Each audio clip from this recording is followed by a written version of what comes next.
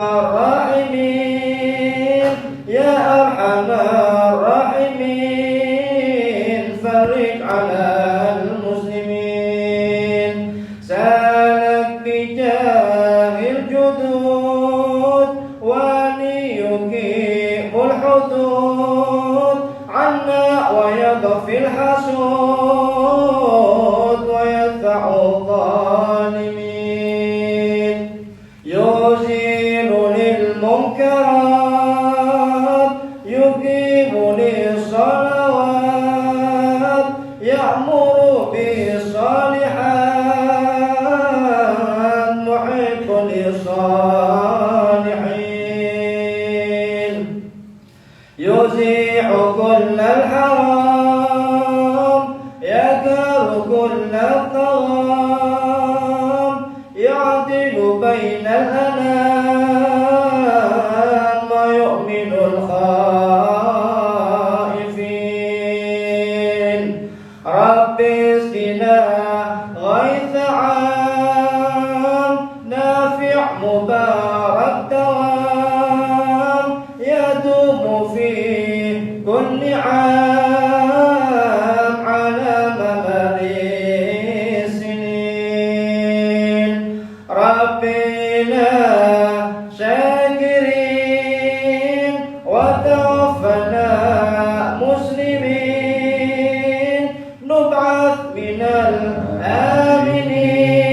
الآمنين في زمرة السابقين بجاه طه الرسول جد ربنا بالقبول وهب لنا كل سور رب استجب لي أمين عطاك ربي جزيل وكل فعلك جميل وفيك أملنا طويل فجد على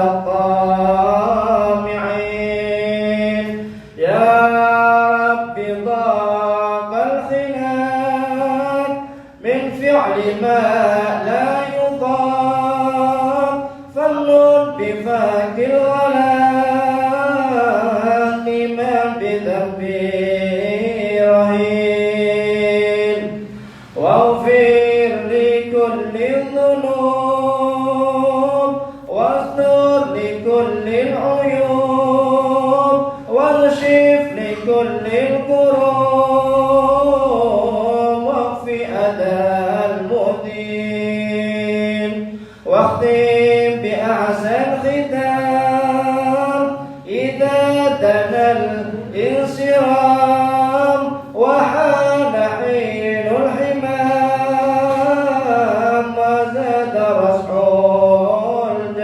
الجبين ثم الصلاة والسلام على شفيع الأنام والآل نعم الكرام وصحب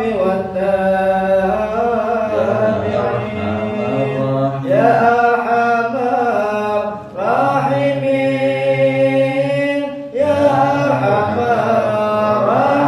الراحمين يا أرحم الراحمين فرج على المسلمين. بسم الله الرحمن الرحيم. قال الإمام أحمد بن علي بن حجر العسقلاني رضي الله تعالى عنه في كتابه الاستعداد ليوم المعاد إلى أن قال رضي الله تعالى عنه وقال عمر رضي الله تعالى عنه من كثر ضحكه قلت هيبته ومن استخف بالناس استخف به ومن أكثر في شيء عرف به ومن كثر كلامه كثر سقطه ومن كثر سقطه قل حياؤه ومن قل حياؤه قل ورعه ومن قل ورعه مات قلبه. Berkata Al-Imam Ibn Hajar al-Asqalani dalam kitabnya Al-Isti'dad Liyaumil Ma'ad menukil perkataan Sayyidina Umar bin Al-Khattab radhiyallahu taala anhu, di mana beliau berkata, man kathura dhihkuhu qallat haibatuh. Barang siapa yang banyak tertawa, yang terlalu banyak bercanda, akan berkurang kewibawaannya. Gak ada orang itu hadirin yang gak kepingin punya wibawa, agar kita itu disegani orang, agar kita gak diremehin orang. Semuanya kita menginginkan seperti itu. Orang tua, bapak, suami pengen punya wibawa di hadapan istrinya, anak-anaknya. Guru juga begitu, pengen punya wibawa agar disegani muridnya. Kiai, ulama, pejabat juga begitu. Kalau ulama pengen punya haibah agar disegani oleh jamaahnya, oleh umatnya. Pejabat juga begitu, pengen punya haibah, kewibawaan agar disegani rakyatnya. Nah, daripada cara agar kita disegani orang ialah tidak terlalu banyak tertawa atau bercanda. Makanya kalau jadi pejabat jangan banyak bercanda, nanti gak ada nilainya di mata masyarakat. Yang serius ngurusi rakyat, ngurusi negara. Ulama juga seperti itu. Kalian nanti jadi ulama jangan terlalu banyak guyon, jangan terlalu banyak bercanda. Bercanda boleh, guyon boleh, tapi kalau sudah melebihi dari kadar yang semestinya akan mengurangi haibah, mengurangi kewibawaan, nanti nggak dihargai oleh jamaah. Guru juga begitu. Guru mau bercanda nggak apa-apa. Kadang-kadang muridnya ngantuk, diajak bercanda, muridnya takut, diajak bercanda supaya lebih terbuka. Tapi kalau berlebihan, kewibawaan itu akan hilang, berkurang.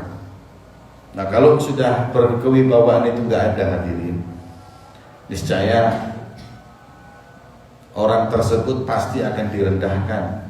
Bahasa Jawanya dikurang ajarin. Ya. Maka itu jangan terlalu sering bercanda. Kakak kelas sama adik kelas jangan tegang, jangan serius. Ya, supaya adik kelas bisa sharing, bisa tanya, bisa musyawarah, banyak senyum, bercanda. Bercanda itu ngurangin rasa takut, tapi kadarnya jangan berlebihan. Kalau berlebihan, mafil hebat, sudah gak ada lagi wibawanya, dikurang ajarin sama adik kelas.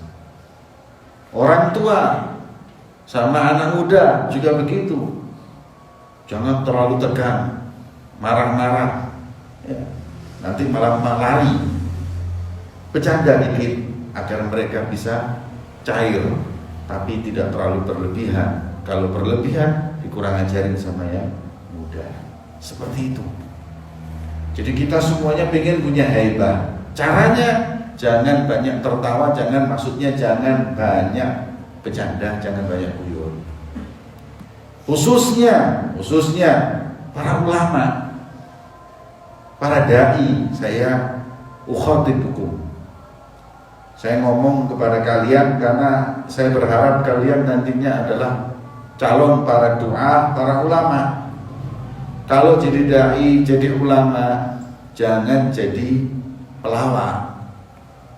Jangan di mimbar hanya bisa ngetawain orang. Memang yang pintar ngetawain orang itu undangannya banyak.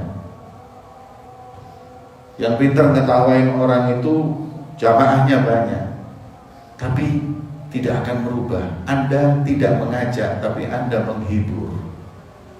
Kita ini dai itu penyeru, pengajak. Juga jangan terlalu tegang. Kalau tegang, orang-orang itu malah tidur.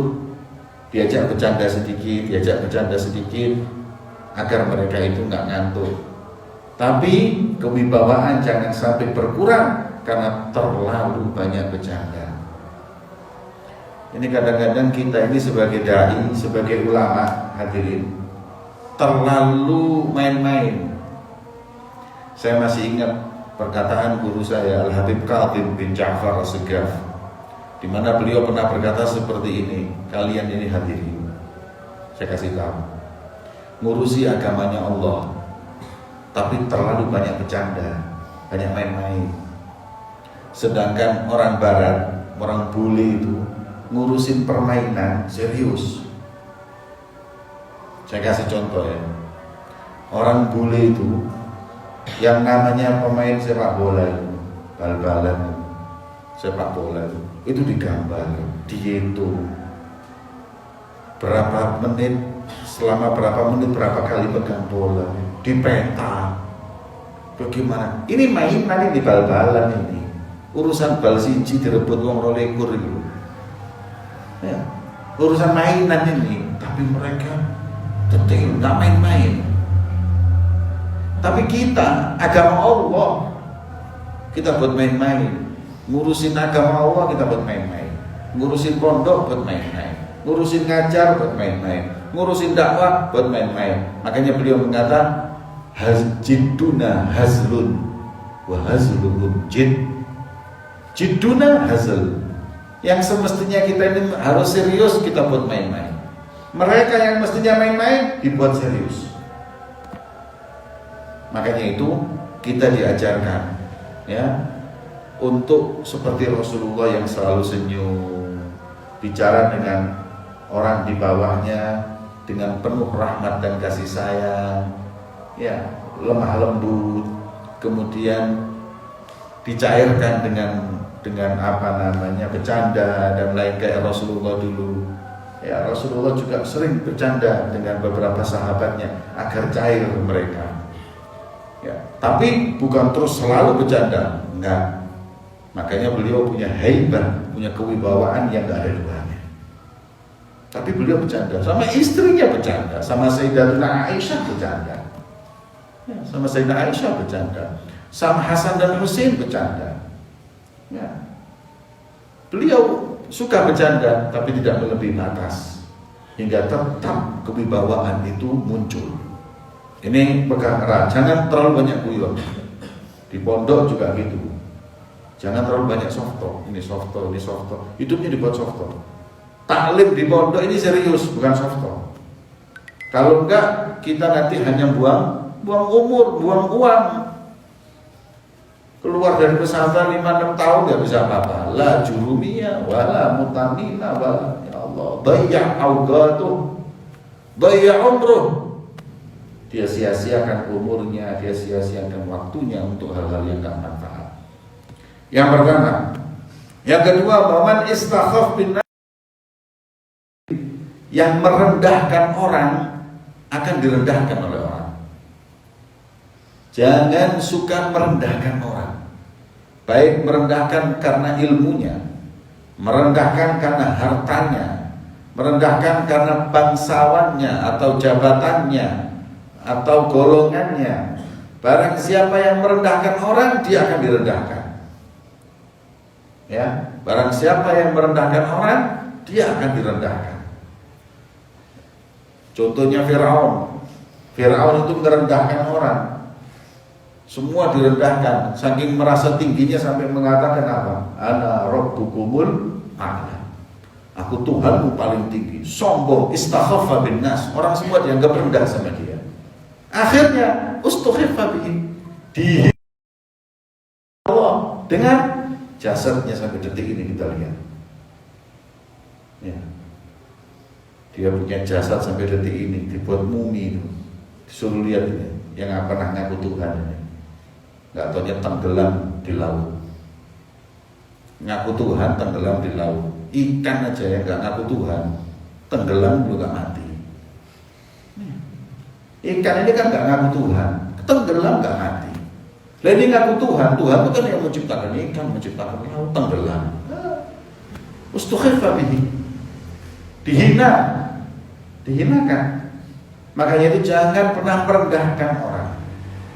Jangan pernah merendahkan orang. Anzilin nas manazilahu. Kata saya Rasulullah kepada Sayyidatina Aisyah, wahai Aisyah, berikan semua orang kedudukannya. Yang ustaz kasih kedudukan ustaz. Ya. Yang ulama kasih kedudukannya ulama. Yang habaibnya kasih kedudukannya para habaib. Semua orang kasih kedudukannya. Berikan di mana tempatnya. Ya. Tapi jangan pernah merendahkan orang atau merasa lebih daripada orang. Nggak ada baiknya. Orang kalau sudah dirinya merasa lebih alim, merasa lebih soleh, merasa lebih abid atau yang lainnya, dia akan hina, ustukhifah.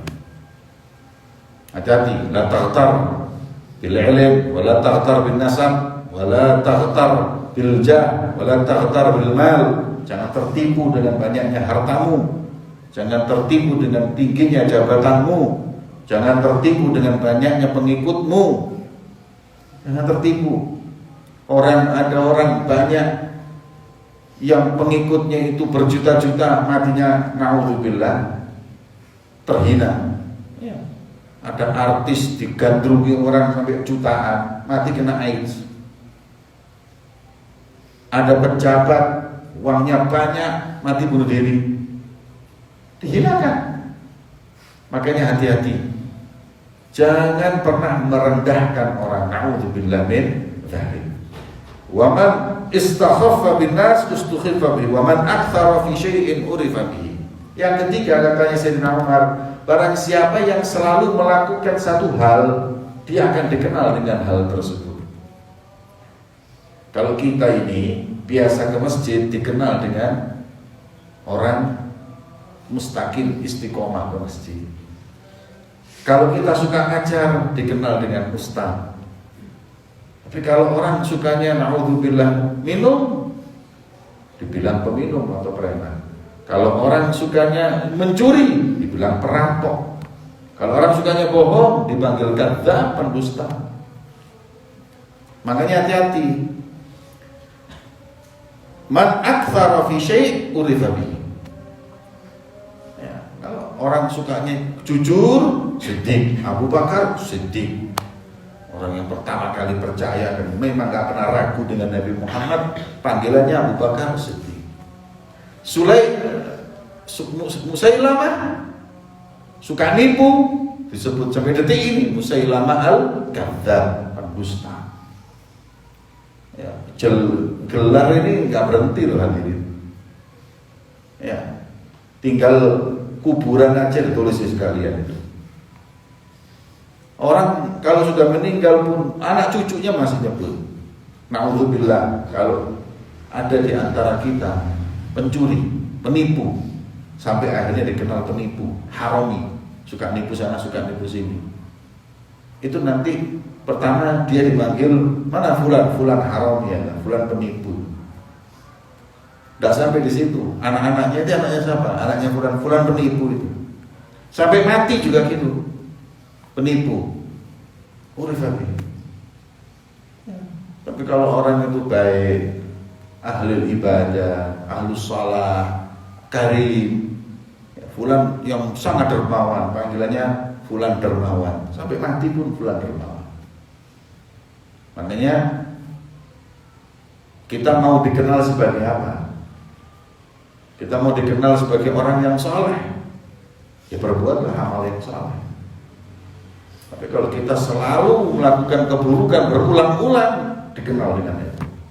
Bukan cuma itu, kebiasaan buruk atau kebiasaan baik yang dilakukan adalah penentu daripada kematian seseorang. Sebagaimana Rasulullah SAW beliau bersabda, yamutul mar'u ala ma 'asha 'alaih wa yuhsyaru ala ma mata 'alaih. Manusia itu matinya tergantung kebiasaan hidupnya. Yang sukanya majlas, ngombe kahwa, rokokan, ya pas kahwa rokokan pek mati. Ya. Yang sukanya main remi, setiap malam main remi. Ya sudah, nanti pas main remi, plek, sadene, plek bisa, mood. Yang sukanya judi, tengah-tengah judi, plek, mati. Makanya hati-hati. Orang mati tergantung kebiasaannya. Wa yuhsyarul mar'u 'ala ma mata 'alaih, dan dibangkitkan seseorang nanti tergantung matinya. Yang matinya husnul khatimah, ashabul yamin, termasuk golongan kanan yang masuk surga. Yang mati su'ul khatimah, ashabus shimal, termasuk golongan kiri yang masuk neraka. Na'udzubillah min dzalik. Wa man kafura kalamuhu kafura saqatuhu. Diajarkan kita untuk banyak diam. Barang siapa yang banyak ngomongnya akan banyak terpelesetnya. Akan banyak kepleset. Jadi kalau ngomong seperlunya, nggak terlalu banyak. Kalau terlalu banyak, lama-lama kepleset itu keluar. Nggak mungkin ada orang bicara 1 jam terus nggak ada salahnya sama sekali. Ada kepleset-keplesetnya, ya nahunya kepleset, ya pemahamannya ataupun yang lain. Makanya perbanyak diam kalau bicara seperlunya, sebagaimana Nabi SAW beliau bersabda, "Man kana yu'minu billah wal yaumil akhir falyaqul khairan walyasmut." Orang yang betul-betul beriman kepada Allah dan hari akhir hanya bicara yang benar, yang baik, yang manfaat, atau diam. Tarak fudulul kalam, meninggalkan fudulul kalam, ya, meninggalkan omongan-omongan yang nggak perlu, omongan yang nggak perlu. Omongan nggak perlu itu, kata Rasulullah, min husnil islamil mar'i tarkuhu mala yani. Daripada kesempurnaan Islamnya seseorang adalah orang yang meninggalkan sesuatu yang nggak ada manfaatnya buat dia. Nggak ada manfaatnya. Baca berita-berita yang di internet, WA ini yang bikin, ya, nggak benar, bikin takut-takut kayak virus corona ini. Ente ini nggak takut karena nggak baca, nggak tiap baca. Itu orang anak pondok itu tak pikir nggak ada yang takut sama corona. Coba tak kasih waktu, anak pondok besok Jumat fotol, yang mau jalan-jalan, nggak ada satu pun di pondok, keluar semua. Terus bismillah jajan, mau ke alun-alun, mau ini, padahal kita tidak tahu alun-alun ditutup. Kok alun-alun masjid ditutup? Di luar itu masjid ditutup. Ente kan nggak tahu, akhbar khair kok ente. Nggak tahu apa-apa. Walau enak hidup ente ini enak. Orang-orang di luar banyak yang matinya ketakutan, bukan karena corona. Sebagaimana ada riwayat, ada orang ahlul ma'rifah ini ketemu virus, kenalan, ahlan khair. Ente virus, maaf. Ente mau membunuh, ya. Berapa? Targetnya 1.000 orang. 1.000 orang, ya, targetnya 1.000 orang. Ya. Setelah berapa bulan, yang mati 100.000. Datang ya orang sama ahli ma'rifah, ya virus. Ente ngomong cuma bunuh 1.000. Kenapa yang mati sampai 100.000? Katanya virus mana? Enggak meleset dari apa yang saya katakan. Saya bunuh 1.000. Ini 100.000 yang mati, yang 99.000 ketakutan. Khaufu, yamutu minal khauf. Mereka ketakutan, yang ini mati, akhirnya was-was. Cuci tangan terus sampai berodol tangannya. Minyak terus, ditutupi terus, ya. Ente nggak tahu khobar di luar. Orang ketakutan, orang ini semuanya ditutup jalan, nggak ngerti ente. Ente di pondok saya. Ya. Makanya diingatkan tadi itu, banamat kathura kalamuhu kathura sabr. Orang itu kalau banyak ngomong ya banyak apa? banyak keplesetnya. Jadi tinggalkan segala sesuatu yang nggak manfaat. Min husnil islamil mar'i tarkuhu ma la ya'ni, yang nggak manfaat. Kayak tadi itu saya ingatkan, baca berita-berita, ya kita harus hati-hati. Jangan keluar kalau nggak penting, isolasi, tanggung jawab. Sebab kalau sudah anak satu di pondok ini kena, semua kena. Semua kena. Nggak mungkin tidak itu. Satu kena semuanya. Kita harus hati-hati, nggak boleh keluar. Pondok ini sejak dibangun sampai detik ini ada pintunya. Baru sekarang anak kasih pintu. Anak nggak takut dari maling, perampok, malah takut corona. Ya. Alhamdulillah. Makanya baca, dengar, berkata apa ini yang manfaat untuk kau katakan dan apa yang kau dengarkan. Barang siapa yang banyak ngomong banyak salah, dan barang siapa yang banyak keplesetnya, qalla haya'u, akan semakin berkurang rasa malunya. Tak bilangi ya, orang kalau ngomong pasti banyak keplesetnya. Kalau sudah banyak kepleset, apa? Rasa malunya itu berkurang. Omongnya salah, tapi dia nggak malu. Anak kasih contoh, siapa? Contohnya siapa? Calon pejabat, calon atau tim sukses. Ya, calon pejabat atau tim sukses. Itu kalau ngomong, walaupun salah yang diomongkan, nggak malu dia. Ya, anak pernah diundang acara bareng sama calon bupati. Calon bupati. Kemudian calon bupati ini ngomong seperti ini,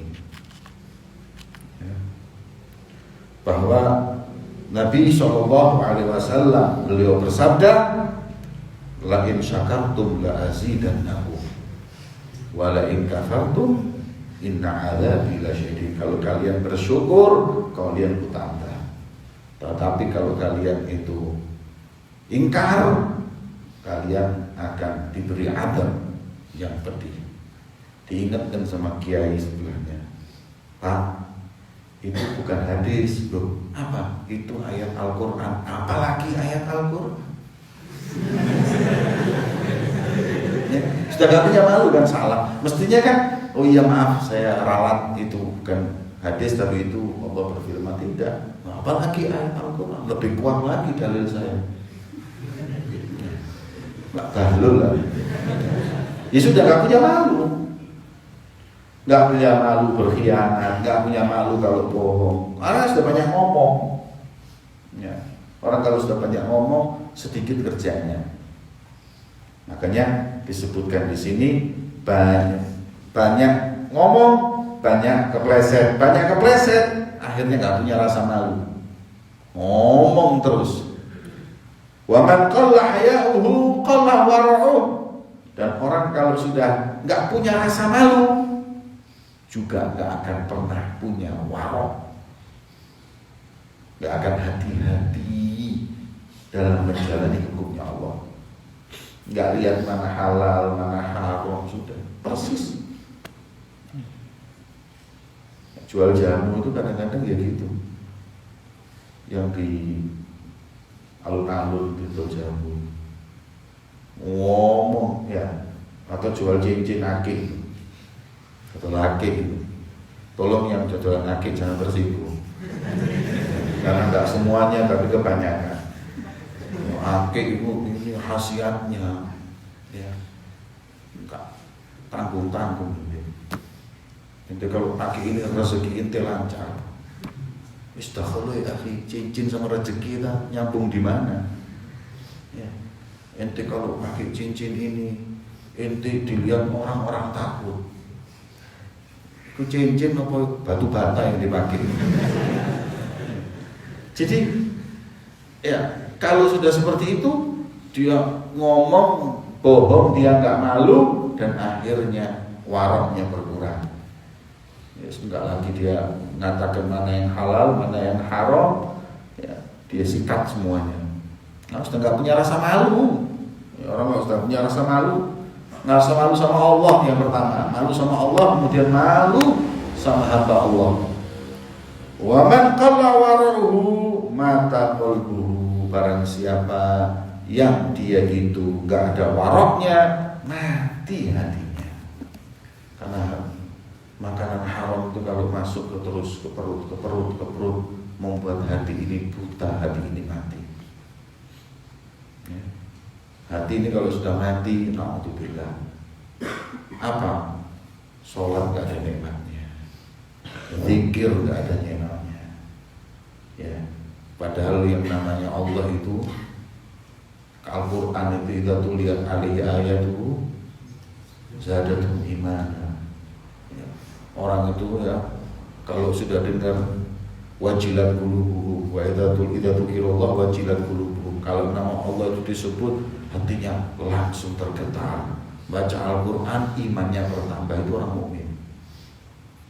Alladzina amanu wa tatma'innu qulubuhum bi dzikrillah. Orang yang beriman itu ketika ingat Allah langsung tumaninah yang dia dapat. Ini buat orang-orang hadirin yang mana mereka itu hatinya nggak mati, hatinya hidup. Lah hati hidup ini apa? Ilmu, ibadah, dan ini tadi jangan makan yang haram.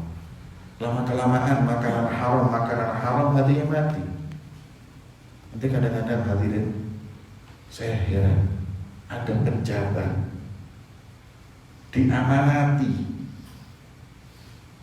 sumbangan atas musibah yang terjadi di Aceh waktu itu, dikorupsi, bayarkan dia bisa mati hati. Ini ada orang yang tahu musibah yang terbesar, termasuk musibah yang terbesar di dunia ini terjadi di Indonesia. Di mana? Aceh. 220.000 mayat dalam waktu nggak lebih dari setengah jam. 220.000.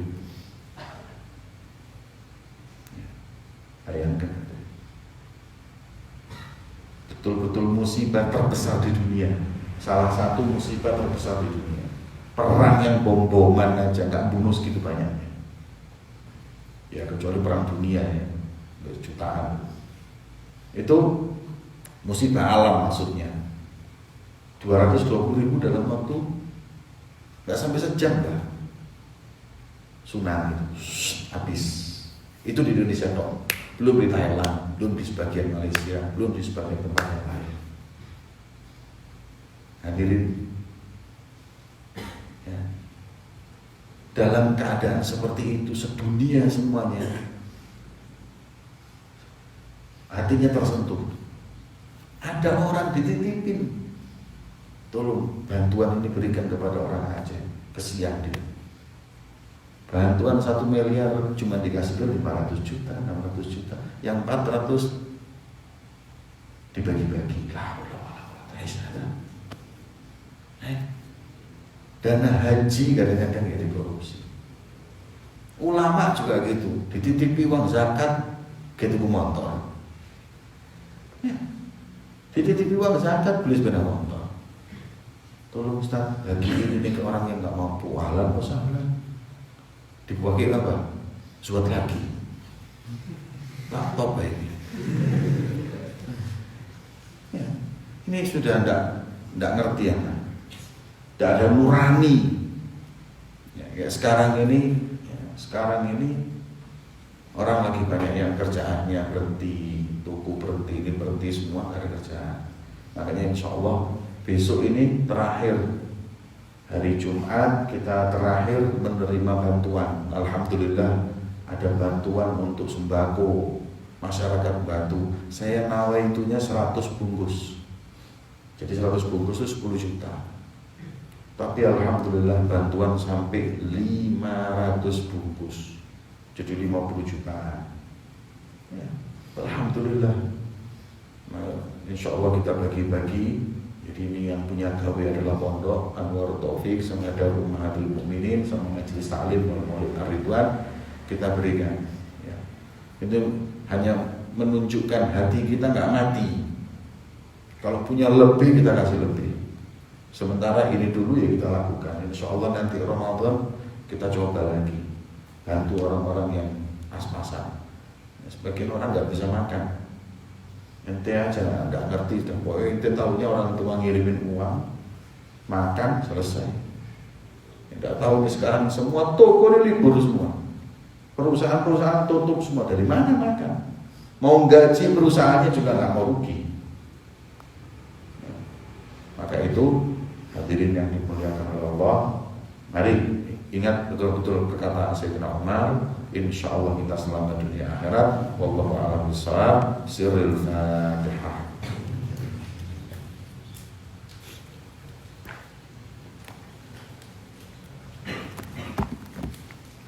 Bismillahirrahmanirrahim. Alhamdulillahirabbil alamin. Allahumma shalli wa sallim ala sayyidina Muhammadin wa ala ali sayyidina Muhammad.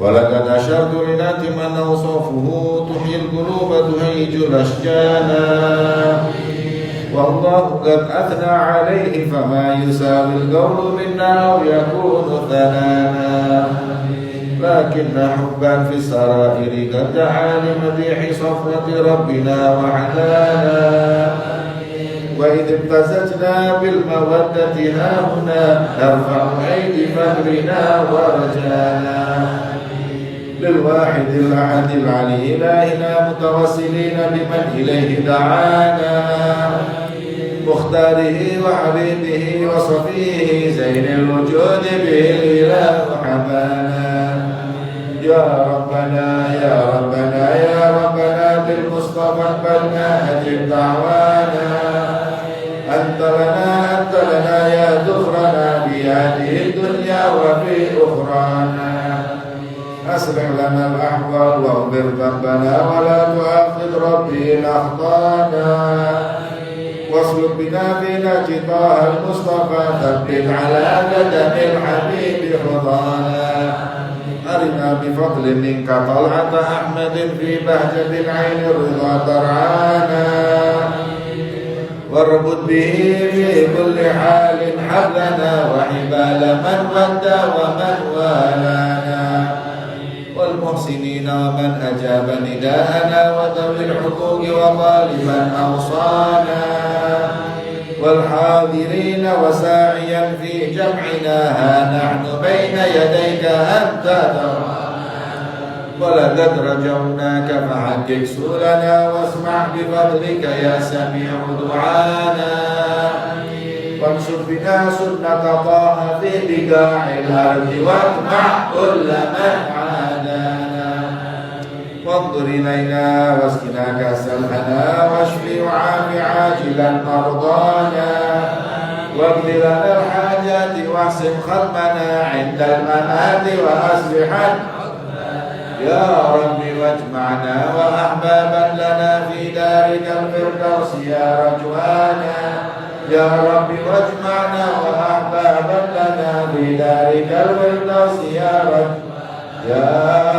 واجمعنا وأحبابا لنا في دارك الفردوس يا رجوانا بالمصطفى صل عليه وآله ما حركت ريح الصبا أغصانا سبحان ربك رب العزة عما يصفون وسلام على المرسلين والحمد لله رب العالمين. الصلاة والسلام عليك يا سيد المرسلين يا خاتم النبيين. الصلاة والسلام عليك يا من أرسله الله رحمة للعالمين. ورضي الله تعالى عن أصحاب المهتدين. سر الفاتحة.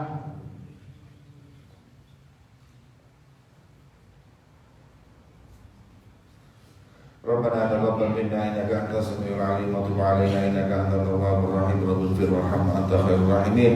وصلى الله على سيدنا محمد وعلى آله وصحبه وسلم والحمد لله رب العالمين. أذن